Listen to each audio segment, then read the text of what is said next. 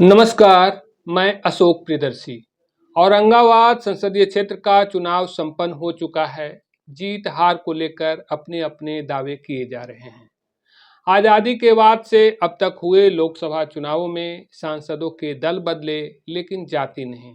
कहने का अभिप्राय कि अब तक जीतने वाले नेताओं की पार्टियां जरूर बदली, लेकिन जाति एक ही रहा, वह है राजपूत। औरंगाबाद राजपूत बाहुल इलाका है, इसलिए बिहार का चित्तौड़गढ़ कहा जाता है। लेकिन इस दफा चित्तौड़गढ़ की प्रतिष्ठा दांव पर लगी है। आज की रिपोर्ट में हम विश्लेषण करने की कोशिश करेंगे कि चित्तौड़गढ़ की प्रतिष्ठा क्यों दांव पर लगी है। हम बताने की कोशिश करेंगे कि पिछला रिकॉर्ड कायम रहेगा या फिर टूटेगा। बीजेपी के निवर्तमान सांसद सुशील कुमार सिंह पांचवी दफा जीत का सेहरा पहनेंगे या फिर हार का सामना करेंगे। हम बताने की कोशिश करेंगे कि मुखिया से विधायक का सफर तय कर चुके पूर्व विधायक अभय कुशवाहा संसद की देहरी जाएंगे या फिर उन्हें निराशा हाथ लगेगी। संभव है मेरे विश्लेषण से किसी को सहमति भी हो सकती है, किसी को असहमति। लेकिन सबसे अच्छी बात यह है कि चुनाव हो चुका है, इसलिए इस परिणाम से किसी प्रत्याशी को नफा और नुकसान नहीं है। परिणाम 4 जून को आएंगे। इस बीच पब्लिक के समक्ष कुछ असमंजस की स्थिति है। उसे रुझानों और पिछले रिकॉर्ड के आधार पर परिणाम के करीब तक पहुंचने की कोशिश करेंगे। औरंगाबाद संसदीय क्षेत्र में कुल 6 विधानसभा क्षेत्र है। इनमें 3 औरंगाबाद जिले के रफीगंज, कुटुंबा और औरंगाबाद सदर, जबकि 3 गया जिले के इमामगंज, गुरारू और टिकारी है। जैसा कि जानते हैं कि औरंगाबाद लोकसभा क्षेत्र से 3 निर्दलीय समेत कुल 9 उम्मीदवार चुनावी मैदान में हैं। लेकिन मुख्य मुकाबला बीजेपी प्रत्याशी सुशील कुमार सिंह और राजद प्रत्याशी अभय कुशवाहा के बीच देखा गया। सवाल अहम है कि जब इस सीट पर लगातार राजपूत जाति के उम्मीदवार निर्वाचित होते आ रहे हैं, लेकिन इस बार ऐसी क्या है कि चित्तौड़गढ़ की प्रतिष्ठा दांव पर लगी है। 4 दफा सांसद रह चुके सुशील सिंह की किन खामियों के कारण उनकी स्थिति नाजुक बताई जा रही है, और किस बदलाव के कारण एक पूर्व विधायक अभय कुशवाहा की स्थिति को दमदार माना जा रहा है। आपको बता दें कि औरंगाबाद में 2 परिवारों का 13 बार सांसद निर्वाचित हुए हैं। सत्येंद्र नारायण सिन्हा 5 बार निर्वाचित हुए, जबकि उनके बेटे और बहू 2 दफा। उसके बाद उनके करीबी रहे राम नरेश सिंह 2 दफा निर्वाचित हुए, और 4 दफा राम नरेश सिंह के पुत्र सुशील कुमार सिंह निर्वाचित हो चुके हैं। यह 5वां अवसर है जब सुशील कुमार सिंह चुनावी मैदान में हैं। सुशील सिंह और अभय कुशवाहा की स्थिति को समझने के पहले औरंगाबाद के जातीय आंकड़े को समझना जरूरी है। दैनिक भास्कर की एक प्रकाशित रिपोर्ट के मुताबिक औरंगाबाद संसदीय क्षेत्र में सर्वाधिक आबादी राजपूत जाति की 17.5% है। दूसरी बड़ी आबादी यादव जाति की 10% है। इसके अलावा 8.5% मुस्लिम है, वहीं 8% कुशवाहा जाति हैं। इसके अलावा 6.5% भूमिहार और 3% ब्राह्मण हैं। करीब 46.5% अन्य जातियों की आबादी है। पहले हम राजद प्रत्याशी अभय कुशवाहा की बात कर लेते हैं कि किस वजह से उनकी स्थिति सुशील सिंह से दमदार माना जा रहा है। इसके 3 फैक्टर हैं। पहला फैक्टर राजद से कुशवाहा जाति का उम्मीदवार का होना। शुरुआत में तो अभय कुशवाहा को कमजोर प्रत्याशी माना गया, लेकिन वोटिंग के रुझान में जब कुशवाहा जाति के अधिकांश लोगों ने एनडीए के नेता मुख्यमंत्री नीतीश कुमार, डिप्टी सीएम सम्राट चौधरी और राष्ट्रीय लोक मोर्चा के नेता उपेंद्र कुशवाहा के चेहरे के बजाय अपनी जाति के स्थानीय उम्मीदवार अभय कुशवाहा को तवज्जो दिया। हालांकि 2019 में भी कुशवाहा जाति के उम्मीदवार उपेंद्र प्रसाद थे, लेकिन अभय कुशवाहा को उपेंद्र प्रसाद से अधिक दमदार माना जा रहा है।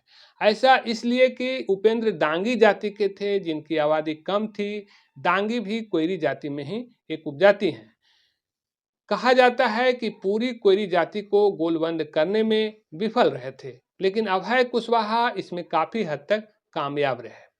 ऐसा इसलिए कि वह चुनाव के पहले तक जदयू के युवा प्रकोष्ठ के प्रदेश अध्यक्ष थे, अपनी जाति का पॉलिटिक्स में सक्रिय रहे थे, चुनाव में पद त्याग कर राजद से चुनाव लड़े।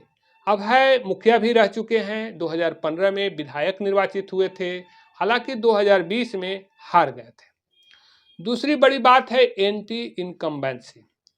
एनडीए वोटरों का उत्साह बहुत कम देखा गया। दरअसल सुशील कुमार सिंह लगातार 3 बार से सांसद हैं। लोगों का सवाल है कि उनके संसदीय काल में गिनाने लायक कोई बड़ा काम नहीं हुआ।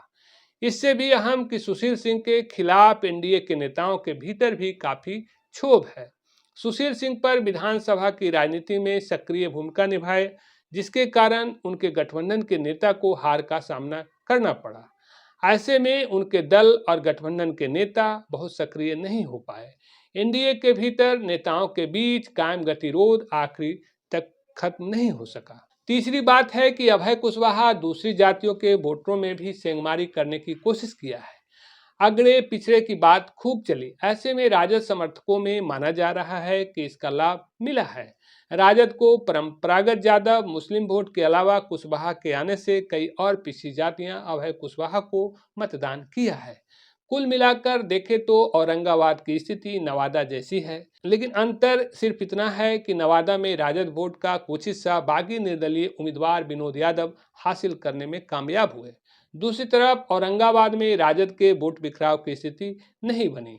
इस आधार पर देखें तो औरंगाबाद का रुझान पूरी तरह से अभय कुशवाहा के पक्ष में दिख रहा है, लेकिन रुझान जिस तरह से दिख रहा है उस तरह से चित्तौड़गढ़ के रिकॉर्ड को तोड़ पाना आसान नहीं लगता।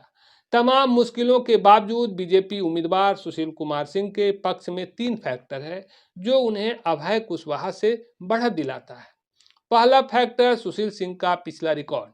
देखें तो 2009 में जदयू के सुशील सिंह ने आरजेडी के शकील अहमद खान को 12.4% मतों के अंतर से पराजित किया था, आने की 72,058 मतों के अंतर से।